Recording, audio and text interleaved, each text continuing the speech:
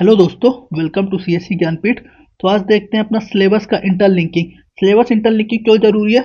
Time बचत के लिए सबसे बड़ी बात, क्योंकि यूपीएससी एस्पिरेंट के लिए टाइम ही सबसे बड़ा क्राइसिस होता है।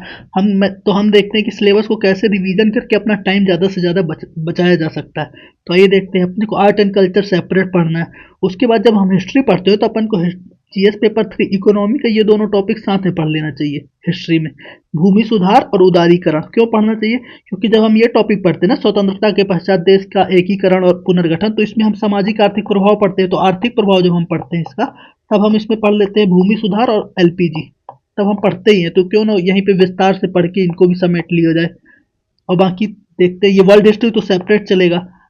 इंडियन सोसाइटी जब पढ़ते हैं जीएस पेपर 1 का, तो अपन को जीएस पेपर 2 का सोशल इशू भी पढ़ लेना चाहिए। क्यों पढ़ लेना चाहिए? देखिए, यहाँ पे लिखा है गरीबी और भूखमरी, यहाँ पे लिखा है महिलाओं की भूमिका, महिला संगठन, जनसंख्या से संबंध मुद्दे, गरीबी और विकासात्मक विषय। गरीबी गरीबी दोनों जगह है ना, तो हमें साथ में पढ़ना ही चाहिए। और ये सामाजिक सशक्तिकरण कैसे होता है? ऐसे होता है शिक्षा, स्वास्थ्य, मानव संसाधन के सेवाओं का विकास।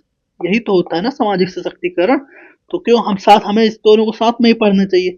ये देखिए, जनसंख्या के अति संवेदनशील वर्गों के लिए कल्याणकारी योजना। अति संवेदनशील वर्ग में कौन कौन आता है? महिलाएं, बच्चे, अनुसूचित जनजाति के लोग, जनजाति है, तो महिलाएं भी तो आती हैं। तो क्यों ना साथ में पढ़ ले यहाँ पे। इसलिए अगर ऐसे करेंगे तो थोड़ा समय बचेगा। अब देखते हैं जियोग्राफी, जब हम पढ़ रहे हैं पेपर 1 के लिए, तो हमें पेपर 3 के लिए डिजास्टर मैनेजमेंट भी पढ़ लेना है। क्योंकि आपदा क्या है? आपदा यही तो है, भूकंप, सुनामी, ज्वालामुखी, चक्रवात। तो यहीं पे इसका प्रबंधन पढ़ लेना है, तो हो जाएगा पेपर 3 का भी काम। अब बाकी ये चीज़ें साथ सेपरेट चलेंगी। Polity, IR, economy, agriculture, science tech, internal security, ये सेपरेट चलेंगी। अब इकोलॉजी भी। अब आते हैं एथिक्स। एथिक्स में क्या जुड़ेगा? गवर्नेंस के ये दो टॉपिक जुड़ेंगे।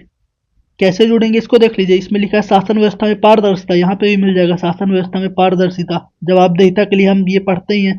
जवाबदेहिता के लिए क्या पढ़ते हैं? सूचना का अधिकार, ये यहाँ पे है। ई गवर्नेंस, ये सिटीजन चार्टर, ये सिटीजन चार्टर, ये यहाँ पे, ये दोनों से लगभग सिमिलर है, तो साथ में पढ़ लेना चाहिए।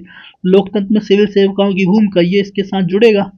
लोग सिविल सेवकाओं के मूल और तथा नीति शास्त्र में स्थिति और समस्या, तो जब भूमिका लिखते हैं तो समस्या और स्थिति तो लिखते ही ना, ये दोनों साथ में पढ़ लेना चाहिए, काम हो जाएगा। तो आज के लिए इतना ही। मिलते हैं किसी और वीडियो में। अगर चीज़ें पसंद आ रही हो तो लाइक शेयर सब्सक्राइब कर दीजिएगा। टेलीग्राम यहाँ से ज्वाइन कर लीजिए। Thank you.